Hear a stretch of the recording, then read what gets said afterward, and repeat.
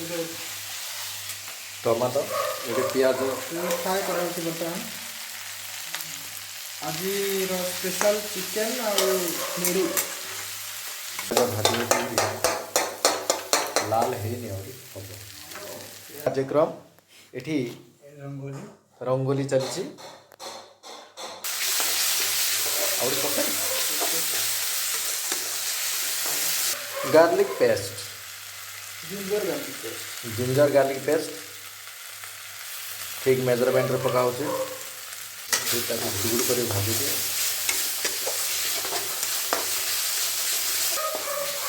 ଭାଜିକିରି ପୁରା ଲାଲ ହେଇଲାନି। ଏବେ ପଡ଼ିବ ଟମାଟୋ।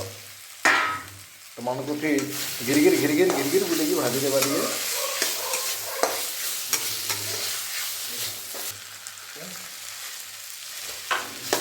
ଟମାଟୋରେ ଜୁସ୍ ଭଲ ହେବ ନାଇଁ କି?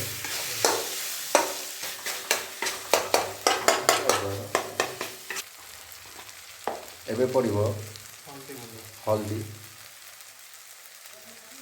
ଆବଶ୍ୟକ ଅନୁସାରେ ହଳଦୀ ପକାଇ ଦିଅନ୍ତୁ।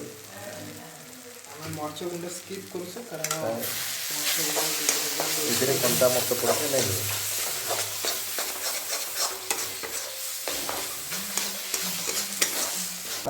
ଧନିଆ, ଏଇଟା ଆମର ମସଲା ସବୁ ଅଛି। ତାପରେ ଆସିଲା ଏଇଠି ଜିରା କଲର୍ ପାଇଁ,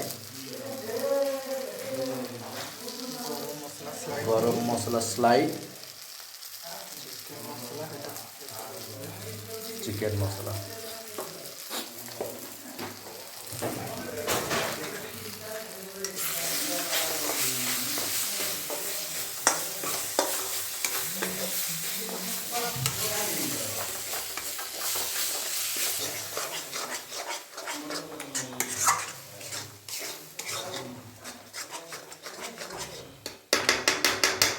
ମସଲା ଟିକେ ସିଝିବ।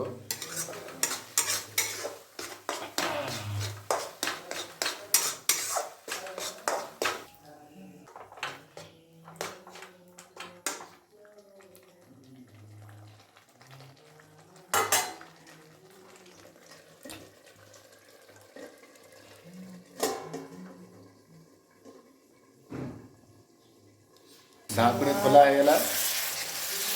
ମସଲା ଟିକେ ସିଝିଛି।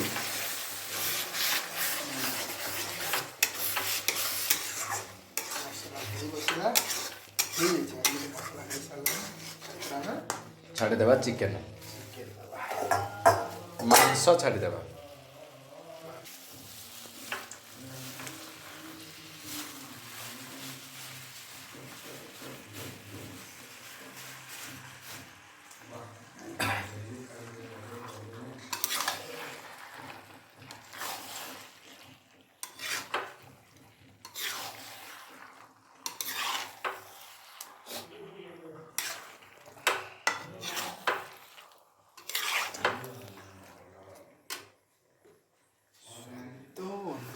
ଆମେ ଯେହେତୁ ମସଲାରେ ଲୁଣ ଦେଇଥିଲେ, ଏବେ ଜଷ୍ଟ ଟିକେ ଲୁଣ ଆଉ ଟିକେ ଦେବା, ମାଂସ ପାଇଁ ଦେବା ଲୁଣ।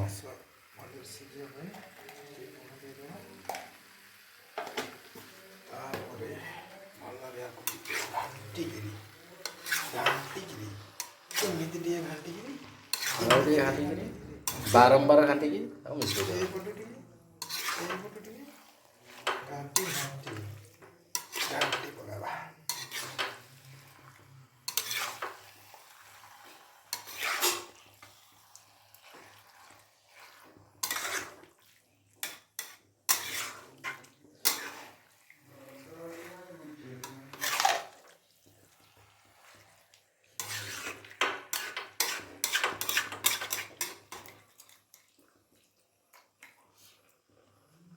फिर थाली की घोड़े देवा। थाली को घोड़ेकी लो फ्लेम रे 5-10 मिनिट आम छाड़देवा। फ्लेम लो करो, लो फ्लेम। पानी बाहर सारा पर हाई फ्लेम करवा। ठीक अच्छे। चिकेन को घुड़ करके घाटिकी अधा सीझीगला।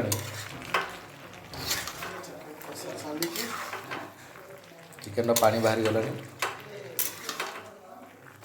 मुढ़ी मांस जेहेतु हम चिकेन रे पानी दबानी।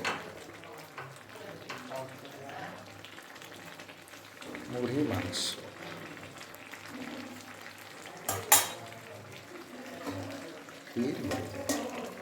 ମଝିରେ ମଝିରେ ଘାଣ୍ଟୁଥିବା ଘୋଡ଼ଉଥିବା ସେ ଘୋଳ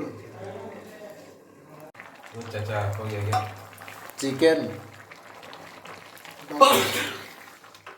ପାଣି ବହୁତ ବାହାରିଲା ନା ପାଣି କମି ସେ ଦୁଇ ଜଣ ପାଇଁ ହଲେ अभी ସେ ଆଇଲେ ଖାଇବ କି କାମ ସେ ଆଜି ତାଙ୍କ ସେ ଖାଇବା 9 बजे ବୋଲେ আমরা ସାରିଦେବା ଚିକେନ୍ ରେଡ଼ି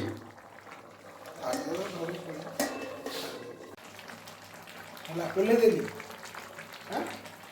ହଉ ଇଏ ହେଇଛି ମୁଢ଼ି ମାଂସ ଯାଜପୁରର ମୁଢ଼ି ମାଂସ ପୁରା କରେଇ ଖାଲି ଯାଜପୁର ନୁହଁ ଏଇଟା ବଲାଙ୍ଗୀରରେ ହେଇଛି ଫାଷ୍ଟ ବାଇଟ୍